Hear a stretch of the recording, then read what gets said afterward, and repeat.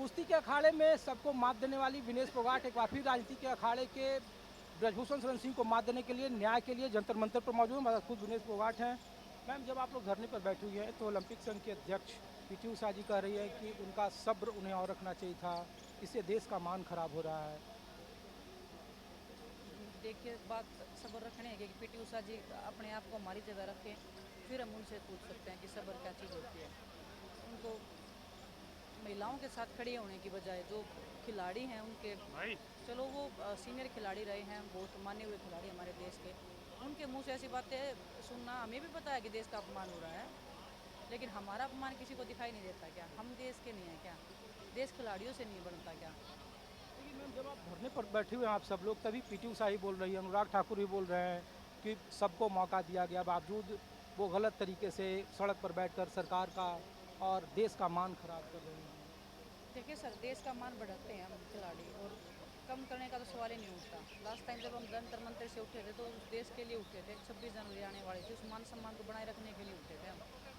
और क्योंकि देखिए, हमने वही बोला कि उनको बचाने के लिए हर तरीके से बयानबाजी होगी। पीटी उषा जी उनको बचा रही हैं, तो सीधा ये मतलब होगा कि आईओए भी उनको बचा रहा है। जिस तरीके से कमेटी बनाई गई थी, जैसे बिहेव किया गया था, उससे हमें पता है कि हमारे साथ इंसाफ नहीं होना है और नहीं हो सकता। 3 महीने कोई थोड़ा टाइम नहीं होता।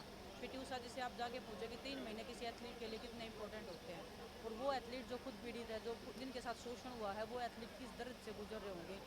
उन्होंने कभी पर्सनल फ़ोन करने की ज़रूरत नहीं समझी, कभी मैसेज, उन्होंने कमेटी बना दी। क्या उनका यही कर्तव्य है एक आईओए के अध्यक्ष पद पे होने का? लेकिन मैम, ये कहा जा रहा है कि भारतीय कुश्ती संघ का जो चुनाव होना था उसे स्थगित कर दिया, कहा गया कि जो कमेटी है वो 45 दिन के अंदर वो चुनाव कराएगी। तो एक आंशिक जीत, तो पहला कदम तो आपके लिए खुशी की बात है ना कि आपने कम से कम जो चुनाव होना था उसको रोक दिया। नहीं, हमारा टारगेट चुनाव था ही नहीं।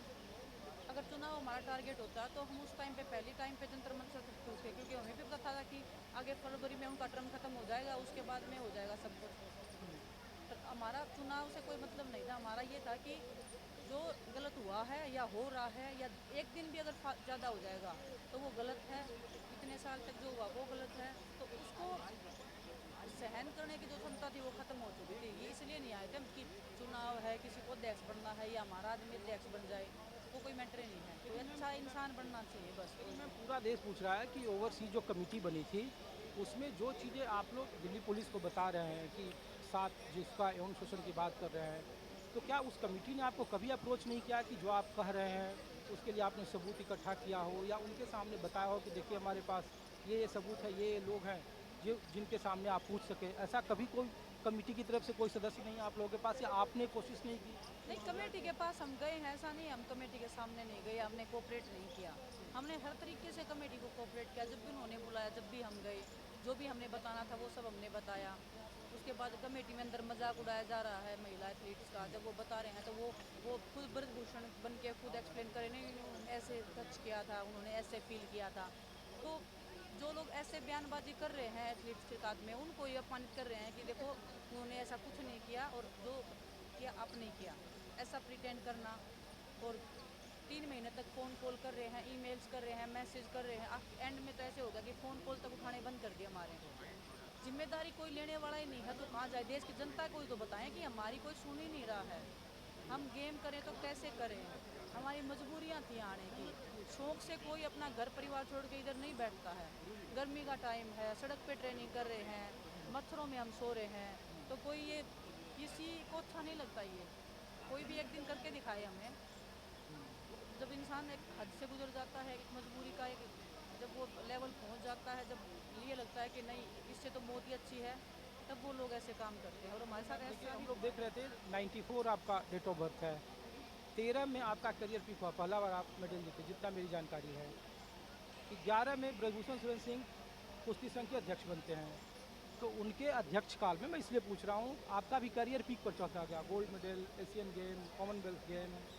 तो क्या आपको लगता है कि जो सिस्टम है, जो बार बार आप कहती है कि कोच या फिर जिस तरीके के कैंप में, जो कई बार आप लोगों ने 15 जनवरी में आरोप लगाया कि वो हॉस्टल में रुकते थे या वहाँ जहाँ पे इजाज़त नहीं होती थी उनका कमरा होता था, कभी लगा आपको भी ऐसा निजी तौर पर कि हाँ, इस तरीके की चीज़ें अप्रत्यक्ष तौर पर जो मानसिक तौर पर होता है कभी कभी प्रताड़ना करने की, वो आपका भी अनुभव कुछ इसमें रहा है ऐसा, इस तरीके की देखो, बात? मैं ये सब डिटेल मैं ओपनली कुछ नहीं बोलूँगी। बताऊंगी आपको जो आप जिस वे में आप मुझे पूछना चाह रहे हैं। बट मैं आपको आपकी नॉलेज के लिए बता दूं, 2013 से मैं सीनियर में आई थी। 2009 से मैं इंडिया को इंटरनेशनल स्टेज पर रिप्रेजेंट कर रही हूँ। मेरा 2009 में ही पीक हो गया था। मैं अंडर 17 से जो अंडर 14 का जो कंपटीशन होता है जिसको हम कैडेट लेवल बोलते हैं, उसमें मेरे ऑलरेडी एशियन चैम्पियनशिप में गोल्ड आ गया था। तो मेरा पीक 2009 से हुआ था, ना कि 2013 से। रही दूसरी बात, इसलिए मैंने, क्योंकि जब आप लोग बैठे ना तो लोग बहुत, जो सोशल मीडिया है जो पूरे देश को देख रहे हैं, तो ये पूछ रहे हैं कि क्या ऐसा कभी होता है कि कभी टॉर्चरिंग का या कभी इनडायरेक्ट तौर पर उस तरीके से करना, तो जिससे कि प्रेशर होता है तभी हम बोल रहे हैं। इतना बड़ा ही बात जंतर मंतर पे आके बोलना, अगर छोटी बात होती तो हम भी स्पोर्ट्स मिनिस्ट्री को बोल देते और वो शायद वो भी सुन लेते कि हाँ चलो ठीक है। कोई बहुत बड़ी बात थी, इसीलिए हमें पता था ये सिस्टम नहीं सुन रहा है। मैंने बोलने की भी कोशिश की। मैं भी आपको, आप पूछ रहे हो, मैं बताती हूँ आपको। अभी ये बैठने से पहले ही, नेशनल कैंप लगने से पहले मैंने साई के अधिकारियों को फ़ोन किया था। 1.5 घंटे तक मेरा कन्वर्सेशन चला था कि देखिए जो नेशनल कैंप में कोचेज़ हैं, कुछ कोचेज़ उनका बिहेवियर महिला खिलाड़ियों के प्रति अच्छा नहीं है, हमें अच्छा फील नहीं होता है, हम सेफ फील नहीं करते हैं, प्लीज़ उनको चेंज किया जाए। इसका क्या मतलब निकलता है सर? मेरी नहीं सुनी गई। तुरंत ब्रजभूषण को बोला गया कि आपके खिलाड़ी ऐसे ऐसे फ़ोन करके हमें बोल रहे हैं। सेम कोच नेशनल कैंप में आ गए 1 महीने के बाद। आप मतलब ब्रजभूषण सिंह के पहले सिस्टम ठीक था, मतलब पहले उस तरीके के मानसिक तौर पर प्रेशराइज नहीं होता था कैंप में, क्योंकि ट्रेनिंग तो आपका शुरू से चल रहा होगा। तो पहले मतलब कैंप का माहौल ऐसा नहीं था जैसा ब्रजभूषण शरण सिंह के आने के बाद हुआ। मैं बताती हूँ आपको, जब मैं कैडेट में थी तो हमारा कैंप इतना लंबा कभी नहीं लगता था। 20 डेज़ का, 1 मंथ का, 1.5 मंथ्स का। और मैं छोटी थी, ना मेरे पास फ़ोन होता था, ना मैं जस्ट एंटर हुई थी रेसलिंग वर्ल्ड में। चीज़ों को समझना, लोगों को समझना, वही मेरे लिए नया था सब। और उस टाइम पे गीता बबीता थे, वो सब हमें प्रोटेक्ट करके रखते थे। तो कभी सिस्टम को समझने में मुझे कभी मिला ही नहीं टाइम। जैसे जैसे मैं सीनियर में आती गई, 2015, 16, 17, ये जो पीरियड मेरी लाइफ में आया, ओलंपिक से पहले, रियो से पहले, वो टाइम पे मुझे समझ में आया कि एक्चुअल में दुनिया में चल क्या रहा है, रेसलिंग वर्ल्ड में क्या हो रहा है, इस लड़कियों के साथ में क्या हो रहा है। वो टाइम पीरियड में जब मैं खुद अपने ज़िंदगी को फॉरवर्ड कर रही थी, या एक कुछ मुकाम हासिल करने के लिए चल रही थी, तब मुझे पता लगा जब मैं उनकी शील्ड से बाहर निकली, समझ, अपनी फैमिली की शील्ड से जब मैं बाहर निकली, जब मेरे को उन्होंने ओपनली किया कि अभी आप जा सकते हो, अभी आप समझदार हो गए हो, आप निकलो, तभी मैंने वो दुनिया देखी थी। और वो दुनिया बहुत बेकार दुनिया थी। लेकिन देखिए, जब आपको खोटा सिक्का कहा तो ये तो बहुत चर्चा हुई आपने भी, लेकिन जो दूसरा पक्ष है वो पूछ रहा है कि जब खिलाड़ियों में जब आपके कोच होते हैं तो आपको इस तरीके से प्रताड़ना देते हैं, मतलब कि जिससे कि आपका ग्रोथ और बढ़े, खोटा सिक्का कहना या भी बहुत ख़राब कहना कि तुम कुछ नहीं कर रही हो, इस तरीके की चीज़ें। तो क्या वो खोटा सिक्का कहने के पहले भी प्रताड़ना के और लेयर जो होते हैं, जो जिसको हरासमेंट जिसको कहते हैं मेंटल तौर पर, तो वो उस तरीके की बिल्कुल चीज़ें होता था। नहीं, वहाँ वो तो खोटा सिक्का मैं इसलिए बता रही हूँ क्योंकि वो तो पूरे हिंदुस्तान ने टीवी पे सुना था। जो अंदर जो बातें जो किसी ने कभी सुनी नहीं, जो सिर्फ हमारे कानों ने सुनी, जो सिर्फ हमने महसूस की, वो बातें हम बोल रहे हैं। हमने कमेटी को भी बोली है, हम सुप्रीम कोर्ट में भी बताएंगे। वो बातें जो सिर्फ हम खिलाड़ियों ने सुनी, जनता को कुछ नहीं पता। पर्दे के पीछे भी बहुत कहानियाँ होती हैं। हर कंपटीशन को तो आप लोग भी कवर नहीं करते हो ना। हर कंपटीशन में आप सिर्फ रेसलिंग मैट पे, पोडियम पे ही कवर करते हो, लेकिन जब हम वार्म अप कर रहे होते हैं, या हम रूम में हैं, या हम डाइनिंग टेबल पे हैं, वो चीज़ें आपको नहीं पता ना। वो स्टोरी हमें पता है, वहाँ के दर्द, वहाँ के तकलीफ, या वहाँ का सुख, वहाँ का जो हंसी खुशी, वो सब हमें पता है। हम ही बता सकते हैं, हम ही शेयर कर नहीं, सकते इसलिए ये सवाल आपसे पूछा जा रहा है कि जब सुप्रीम कोर्ट में बंद लिफाफे में जब आपका पक्ष वहाँ रखा गया, तो वहाँ के कुछ वकीलों ने कहा कि हम आपको ऐसे नहीं सेक्रेसी भंग कर सकते, क्योंकि उसमें कुछ एक गोल्ड मेडलिस्ट हैं, उनका भी निजी अनुभव है उसमें। तो लोग ये पूछ रहे हैं कि क्या ऐसा होता है कि जो गोल्ड मेडलिस्ट जीते, जो देश का इतना बड़ा चेहरा हो, वो इस तरीके से लेयर से गुजरता हो। हम लोग भी पेशे में हैं, हम भी काम करते हैं, हमारे ऊपर भी बॉस का होता है कभी प्रेशर, तो वो अलग हैं। तरीके आप से महिला क्रिएट नहीं करते हो हैं। ना सर, आप पुरुष हो। एक महिला खिलाड़ी, एक बच्ची जब किसी प्रोफेशन में आती है, उनसे आप ये सवाल कीजिए, शायद वो उस पीड़ा को समझ। इतनी महिलाएं हमारे साथ आ रही हैं, छोटी छोटी लड़कियां भी आ रही हैं जो 15 साल, 15 साल तो नहीं बोलूँगी मैं, लेकिन 20 साल हैं, जिसकी शादी हो रखी है, वो रो रही हैं यहाँ बैठ के। वो समझ रही है हमारा दर्द, हमारी तकलीफ। आप पुरुष हैं, हमारा पुरुष प्रधान समाज है, उस पीड़ा को शायद पुरुषों को तो आप लोगों ने मात दे दी। दिनेश जी देखिए, नहीं। जो काम कई सालों से हम लोग नहीं करते थे, अब उसके बाद ऊपर तो अच्छा बताओ। प्रोफेशन में हूँ, अब मैं ये माइक पकड़ती हूँ, आप बताओ आपके प्रोफेशन में क्या नहीं होता? मैं इसीलिए कह रहा हूँ कि वो होता है, लेकिन उसको कहते हैं ना कि कॉरपोरेट में बॉसिज्म का है, या बॉस इज ऑलवेज राइट।